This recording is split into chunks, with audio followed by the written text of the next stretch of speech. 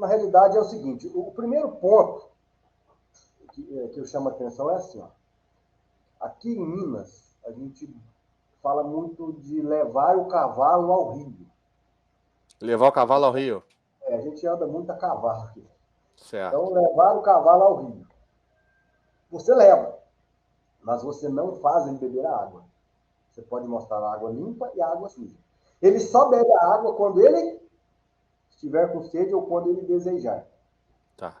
Então, quando nós temos um líder dentro de uma empresa, eu vou dar um exemplo prático aqui. Nós temos lá os departamentos e nós temos líderes dos departamentos. Nós temos 5 diretorias, 5 líderes, 5 diretores. Cada diretor lidera 5, 6 coordenadorias ou 5, 6 gerências. Então, nós temos 5 líderes liderando 30 líderes e cada um desses 30 tem mais 5. Olha para onde foi isso.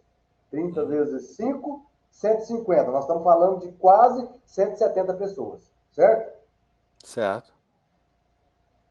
Quando você ensina a importância da conexão neurológica, da sedimentação do conteúdo de forma prática nas pessoas, elas começam a performar de forma mais rápida. Onde eu estou querendo ir com isso? Estou querendo dizer o seguinte, nós vamos levar os conhecimentos, nós vamos levar a prática desses conhecimentos, nós vamos ensinar ele a aplicar as ferramentas necessárias, seja na parte de gestão e seja na parte de liderança, porque as duas andam juntas. Tá. E quando ele entende que ele, como líder, começou a desenvolver ele vai conseguir desenvolver melhor a outra pessoa.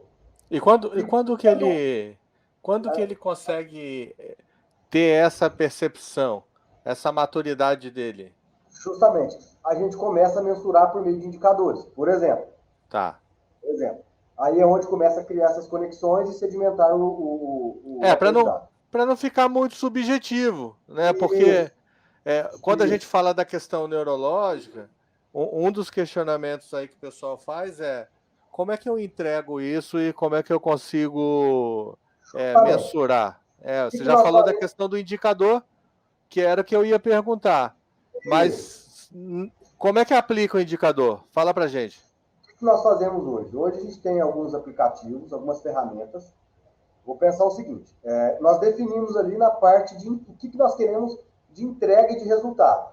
Então, nós vamos utilizar aí várias ferramentas de gestão com indicadores. Tá? Por exemplo, nós podemos falar aqui de, para não ficar muito técnico, mas ferramentas de gestão, como o BSC, entendeu? Nós podemos fazer plano de ação, nós podemos utilizar uma série de ferramentas com ações específicas estabelecidas para o líder. Quando isso é voltado para engajamento, quando isso é voltado para entrega de resultados, conforme o número de colaboradores dentro da empresa, a gente trabalha com aplicativos. Cada pessoa, semanalmente, responde algumas perguntas que são específicas para o que nós queremos em relação ao líder. E quando essas pessoas vão respondendo essas perguntas, os nossos indicadores foram estabelecidos antes. E a gente começa a ter em tempo real esses números. E aí o líder sabe se ele está no caminho certo ou se ele está no caminho errado. Vamos dar um exemplo aqui prático, para sair da subjetividade. Para ficar fixado para a galera. Isso, para ficar fixado. Exemplo. Nós tínhamos aqui, em uma determinada empresa, um problema de rotatividade de turno. Que quando o turno fecha, ele precisava de entregar o que foi produzido naquele turno e deixar o posto de trabalho padrão 5S. Tá? Mostrar os resultados, como que foi a produção, quais foram as falhas, quais foram as paradas e, consequentemente, deixar o local padrão 5S para que o próximo turno chegasse, pegasse em perfeito estado de funcionamento. Tá. O que nós definimos? 30 colaboradores chegou aqui. Quando esses 30 colaboradores chegaram, de 0 a 10, o quanto você encontrou o seu local de trabalho dentro do padrão 5S? 10. Justifica esse 10. Isso estava no lugar? Aí a gente colocou 3 pontos, 5 pontos, 6 pontos. Esses itens especificamente estavam no local estabelecido? Beleza. O líder, ele precisa de quê? Ele precisa de coordenar as pessoas, delegar, mas não delargar. E aí nós perguntávamos, o líder fez o check-in no início do turno? Sim ou não?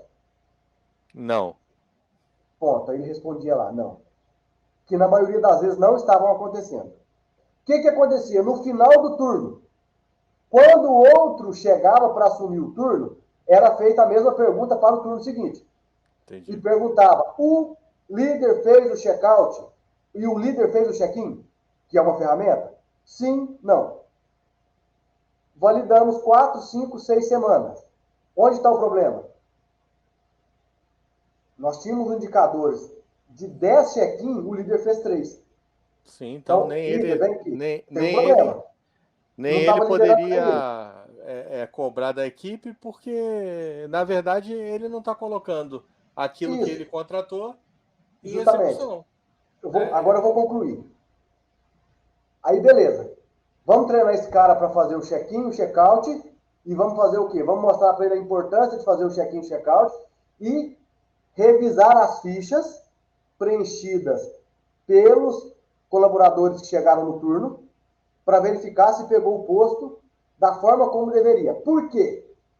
Porque isso tem um ganho de produtividade, porque quando a pessoa já chega e pega tudo no seu ambiente de trabalho da forma como precisa para o outro turno, quando é turno 24 horas, o que isso acontece? Você tem um ganho de produtividade de um turno para o outro. Eu vou dar um exemplo prático que aconteceu na indústria. É a empresa do quê? Desculpa. Oi? É a empresa do quê? Empresa de café, cafeína. Café, tá. É mais voltado para o ramo do agronegócio. Vou dar um exemplo do que estava acontecendo, então. Dois turnos. 8, 8, 16 horas.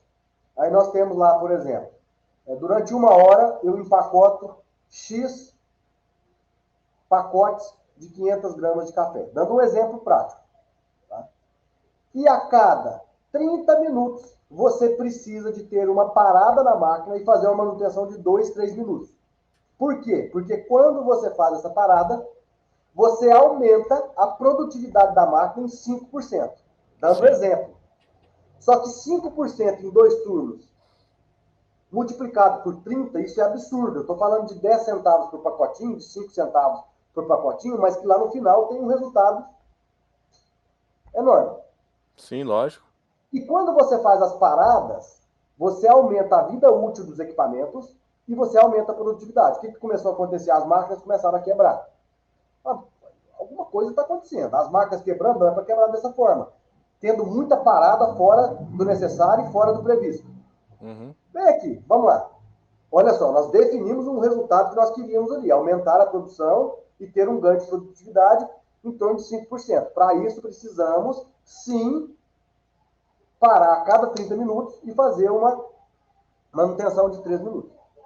Produtividade caiu, máquinas não funcionando da forma como deveria funcionar. Vamos lá, cadê os relatórios e os indicadores? Isso pode ser por aplicativo, tá? Não estava tendo as paradas. Fomos lá, explicamos a importância, começou a fazer, os números subiram. De produção, de resultado. Hã? De produção. Produção de resultado. Passou 20 dias, começou a cair de novo. Porque o pessoal já não estava seguindo. De novo. Ah, mas por que parou? O líder na cabeça dele, esse líder dessa operação do turno, cara, isso não está fazendo muito sentido, tá? Mas para os números faz muito sentido. Sei. O que aconteceu? Então, onde está o problema agora? Olha só, o problema estava na bonificação lá no plano de carreira. Para esse líder do turno ter X% de bonificação, ele deverá fazer as manutenções e a produção deverá ficar dentro do estabelecido pela alta gestão. Tá. Para que isso fique dentro do programa, dentro da meta pré-estabelecida, ele precisa de fazer as manutenções. Logo, caso ele não faça, é cortado o bônus. Aí o cara começa a fazer.